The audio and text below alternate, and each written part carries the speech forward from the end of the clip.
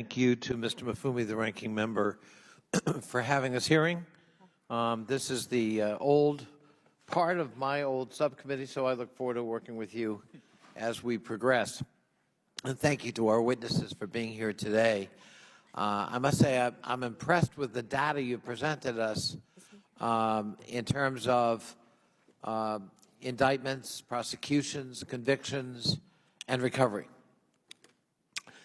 I think it is important to remember the context. Congress, in the worst pandemic in 100 years, in which people, by the way, did not allegedly die, they died.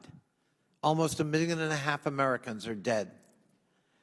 Mr. Garcia didn't mention it, but I believe his mother and stepfather succumbed to COVID when he was the mayor of Long Beach.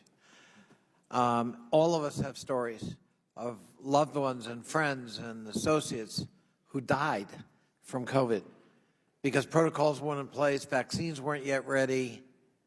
We didn't know how to manage this unknown thing. But also the economy was collapsing. Let's go back to April of 2020. The economy was contracting by double digits. Today, the economy is growing at almost 3%. Unemployment was hitting depression level. Today, the unemployment rate is 3.4%, and what plagues us is not enough workers. Manufacturing was contracting. Small businesses were failing about 500,000 a week, something like that. We pumped $5 trillion into the economy, and it worked. We turned around the economy. We saved small businesses. We saved state and local governments. We saved people's jobs. We kept food on the table. We kept people in their homes, free from eviction or repossession. It was a massive enterprise, and in that massive enterprise, we know there are bad actors who are going to cheat, and that's where you come in trying to help us prosecute those individuals and to recover taxpayer dollars that are at risk. Mr. Shoemaker, I remember particularly the Small Business Administration, and I focused on the other part of our subcommittee, which is the IT part. I believe the basic IT platform for small SBA is E-Trans. Is that correct? The 7A lending program, yes, the E-Trans. Yes.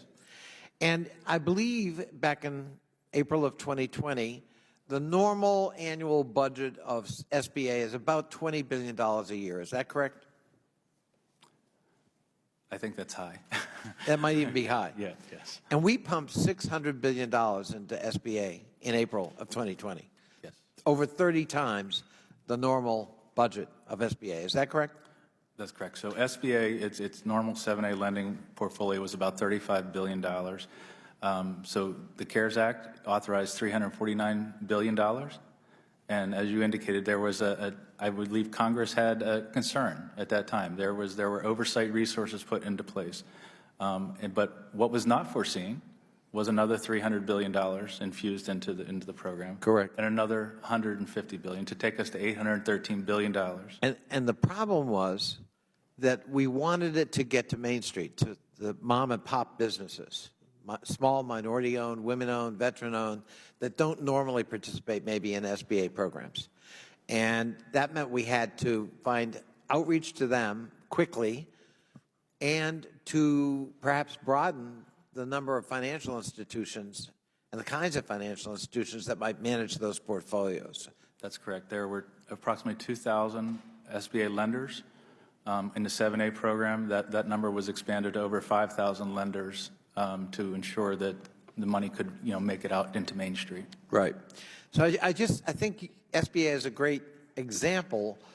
We wanted this money to go out quickly to save the economy and to save businesses and to keep people employed and the public served. And that put a huge burden on SBA. I mean, you had to kind of retrofit almost overnight. And that there were lots of hiccups along the way, but how would you grade the agency's performance overall, though, when we look back on it in an unprecedented pandemic with unprecedented amounts of money and demand for loans and loans turned into grants. So our office, at the inception of the pandemic, our job was to let SBA know of the risk and vulnerabilities that we saw based upon our past oversight experience. And in doing so, we let the agency know that strong guidance to the lending community would be vital to ensuring these programs are issued timely, and then also to have a robust internal control environment. So what is asked of any agency for any program, and certainly, would have been an expectation of SBA at that time, would have an objective. The objective would be to provide assistance to eligible entities. And the ask from that point would be to establish an internal control environment to meet that objective. And so for an OIG's perspective, it is to have assurance that, that's what the internal control environment would be. But you're absolutely right. There were guardrails that were lowered as a result of that. The Congress, for example, the Congress did not allow SBA to utilize tax transcripts for the EIDL program. The Congress also mandated the PPP program have self-certification as part of the process. So when we talk about underwriting in the PPP program, we are not talking about underwriting that's anywhere near what a 7A underwriting would look like. So those guardrails were substantially lowered, and when you don't have assurance of an eligible entity, you at a minimum are going to lead to an improper payment, and as we see in these programs today, fraud. Thank you. Thank you, Mr. Chairman. Thank you, Mr. Mafumi. Gentleman yields back his time. Distinguished gentleman, for